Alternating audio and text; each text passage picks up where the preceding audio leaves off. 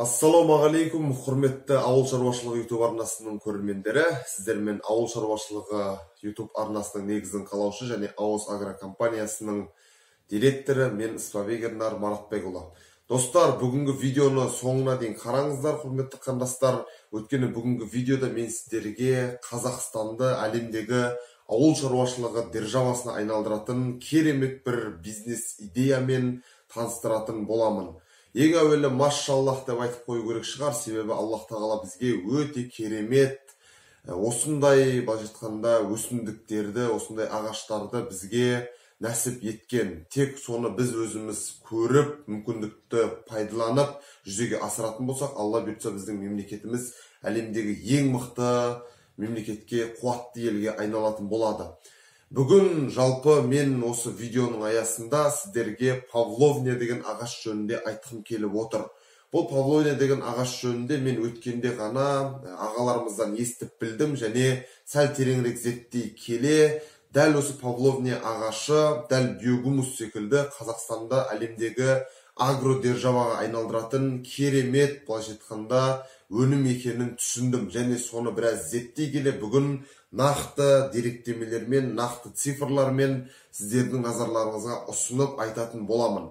Жалпы павловня деген ағаш, ол қандай ағаш? Павловня деген ағаш бұл әсіресе өзінің негізін мынау оңтүстік шығыс Азиядан, Қытайдан, Вьетнам, сол өңірден алатын ағаш және де оның атауы орыстың патшасы Павелдің құрметіне аталған, яғни Павел деген патшасы болған және оның қызы болған Анна деген, содан Павло Анна, яғни павловня деген атау пайда болған. Бұны кейде Адамова дерево деп те айтады және де оның ең басты артықшылықтары мен қазір сіздерге айтып өтетін боламын және осының аясында Алла бұйыртса сіздерге көптеген репортаждарды ұсынатын боламыз назарларыңызға. Ауыл шаруашылығы YouTube арнасында оларды күтіңіздер. Бұл ағаш Қазақстандағы ең мықты державаға айналдырады ауыл шаруашылық саласы бойынша. Ендеше қазір мен осы ағаштың бірінші артықшылықтарын айта кетейін және соны көре отырып өздеріңіз жағаларыңызда ұстайсыздар. Ең біріншіден павловня ағашының артықшылығы неде деген кезде ол өте жылдам өседі. Яғни бір жылда павловня ағашы 5-6 метрге дейін өседі және бұл деген сөз әлемдегі ең жылдам өсетін 5 ағаштың тізіміне кіреді. Енді өздеріңіз ойлай беріңіздер, бір жылда 5-6 метр, 2-3 жылда ол 15-20 метрге дейін тез өседі. Әлемдегі ең жылдам тез өсетін 5 ағаштың тізіміне кіріп отыр. Екінші павловня ағашының ерекшелігі, оның жапырақтары басқа ағаштармен салыстырғанда көмір қышқыл газын 10-20 есе көп жұтады және оттегін 10-20 есе көп шығарады. Яғни бұл деген сөз Қазақстанды әлемдегі ең экологиялық тұрғыда таза мемлекетке айналдырады деген сөз. Яғни бір ағаштың өзі, павловня ағашының 22 куб метр көмірқышқыл газын жұтып, 6 куб метр былайша айтқанда оттегін бөліп шығарады. Яғни бұл ғаламдық жылынудың алдын алады, сонымен қатар Қазақстанды экологиясын тазартады. Экология тазарғаннан кейін халықтың денсаулығы сөзсіз жақсарады. Бұл фактілерді мен ғылыми түрде ізденіп айтып отырмын және мен өзім өте қатты таңғалдым және Аллаға сансыз шүкірліктер болсын дегім келеді. Енді павловня ағашы гүлдеген кезде өте керемет жұпар иіс шығарады және өте әдемі гүлдейді. Енді ағаштардың барлығы әдемі гүлдейтінде дау жоқ, бірақ кез келген ағаш жалпы иіс шығара бермейді. Оны негізінен анау жұпар иісті гүлдер ғана шығарады. Ал бұл ағаштың гүлі тамаша иіс шығарады. Сонымен қатар бұл сол жағынан өте ерекшеленіп тұрады және де әлемдегі ең әдемі гүлдейтін топ 20 ағаштың тізіміне кіреді. Енді павловня ағашының төртінші ерекшелігіне келетін болсақ, бұл тіп-тіке өседі және бұл өз кезегінде аз жерге көп ағаш отырғызуға мүмкіндік береді. Ағаштың диаметрі 20-30 сантиметрге дейін жуан болады, яғни диаметрі.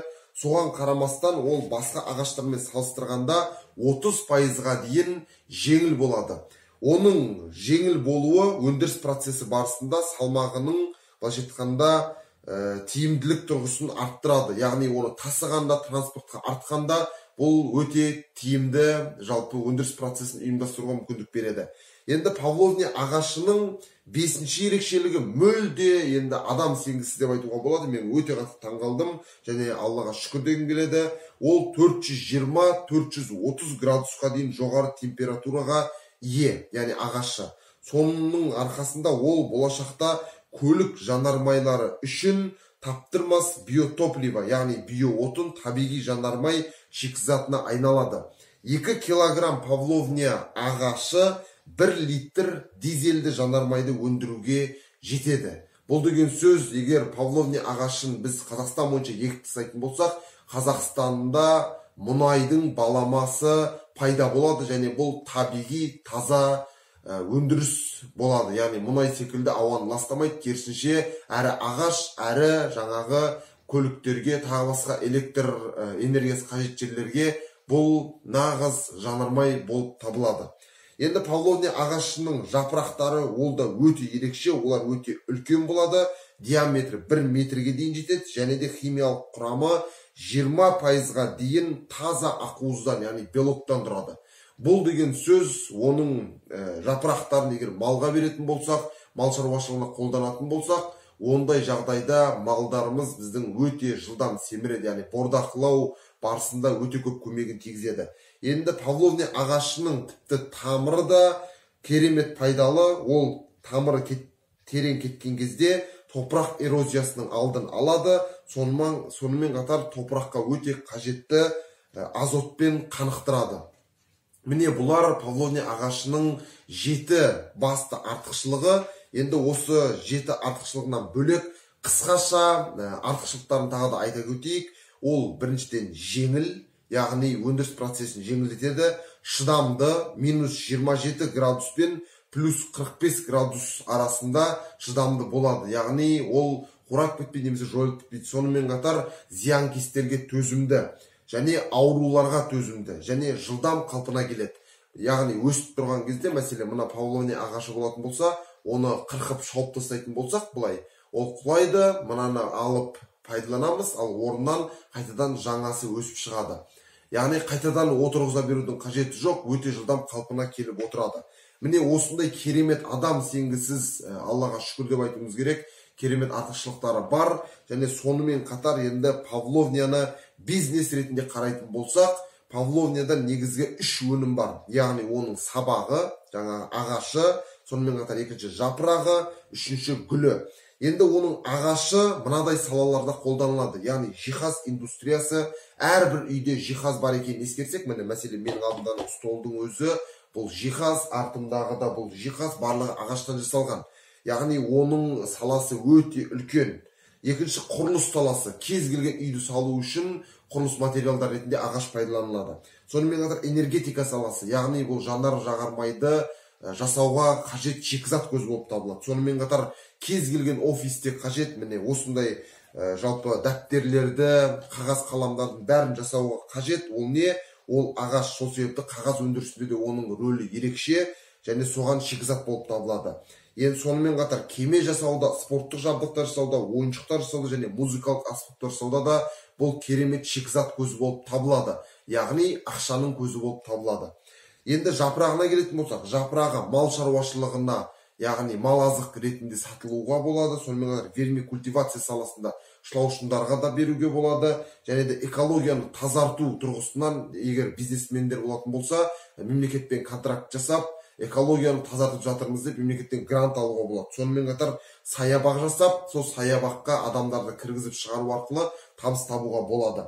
Енді гүліне келетін болсақ, гүлі бұл омарта шаруашылығы үшін өте тамаша. Яғни ақыры жаңа балалар асын өсіретін адамдар гүл іздеп жүреді ғой әр жақтан. Егер хабарларыңыз болатын болса білесіздер, сондай адамдарды сіздер 1 гектар жерге отырғызсаңыздар, осы Павловня ағашын, оның жанына жаңағы омарта шаруашылығымен айналысатын адамдарды отырғызып қоясыздар. Олар сол гүлін пайдалану арқылы бал өндіреді және балдан сіздерге үлес беріп отырады. Міне осылай оның пайдасын асыруға болады. Сонымен қатар оның гүлі өте әдем болады деп айттық жаңа артықшылықтарында, ол туризмді дамытуға септігін тигізеді. Енді бұл аталған салалардың барлығы да ықтимал тұтынушылар, яғни канал сбыт дейді бизнес тілімен айтқанда, Осы жалпы салаларға бұл шикізат көзі болғандықтан, осы салалардағы әрбір компания сіздердің клиенттеріңіз болады. Ол квази мемлекеттік компаниялар болуы мүмкін, немесе жеке сектор болуы мүмкін, үлкен-үлкен ТО-лар болуы мүмкін, немесе жеке кәсіпкерлер, ИП-лар болуы әбден мүмкін. Бір сөзбен айтқанда, нарық өте үлкен, және Қазақстанның жер көлемі орасан зор екендігін ескерсек, Павловня ағашының аса қатты керемет құнарлы топырақты талап етпейтінін ескерсек, Қазақстанның агродержаваға айналуға әбден мүмкіншілігі бар. Тек қана осы Павловня ағашы қалай өсіруді, қалай егуді, қай кезде егуді, осының барлық жөнінен білімді алып, әрбір қазақ үйіне егіп бастаса, онда сөз жоқ, біз мықты ауыл шаруашылығы державасына айналдырамыз. Енді таза бизнес тілімен сөйлейік, қалай табыс табуға болады.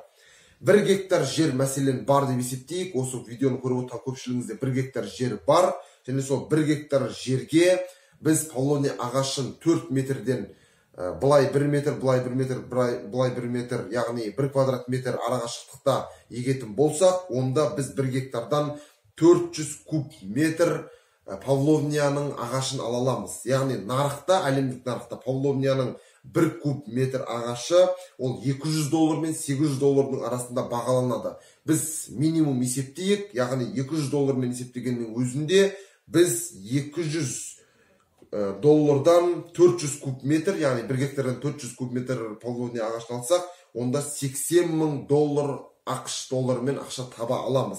Енді $80,000 қазіргі курс бойынша 420-ға көбейтетін болсақ, онда 33,600,000 теңге. Ал 33,600,000 теңгені 12-ге бөлетін болсақ, яғни айға шаққанда, ол 2,800,000 теңге, яғни ай сайын 3 миллион таза табыс. Бұл тек қана ағашты есептегенде, ал одан бөлек жаңағы жапырақты сатсаңыздар, сіздер мал шаруашылық саласына, вермикультивация саласындағы адамдарға, меси ақшылауышын өндіретіндерге, сонымен қатар жаңа омарта шаруашылығының адамдарын айналасына отырғызып, еккен жердің олардан бал алып отырып, оны сатсаңыздар, бір сөзбен айтқанда қалталарыңызды ақшаға толтырып миллионер болып шыға келесіздер. Сонымен қатар экологияны тазартасыздар. 1 гектар жерге егілген Павловня ағашы бұл 400-500 адамға таза оттегімен қамтамасыз етуге жетеді. Яғни экология тазарады.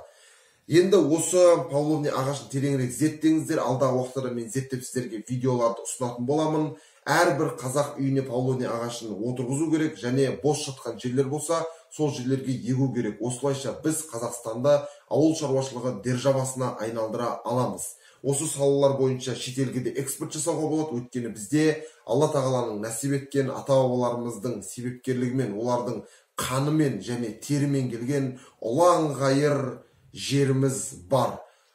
Ұшқан құстың қанаты талатын, шапқан тұлпардың тұяғы талатын, былайша айтқанда, осындай ұлан ғайыр жерге, осындай керемет Алла тағала нәсіп еткен ағашты отырғызатын болсақ, біз сөзсіз әлемдегі ең мықты мемлекетке айналамыз.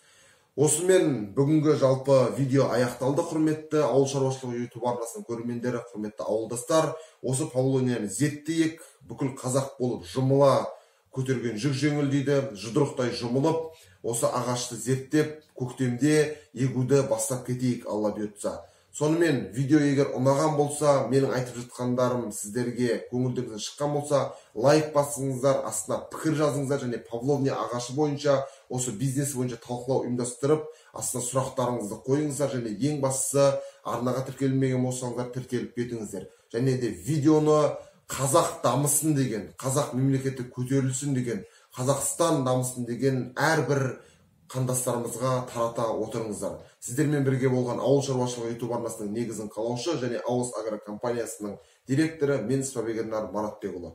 Келесі видеода кездескенше достар, сау сәлеметте болыңыздар.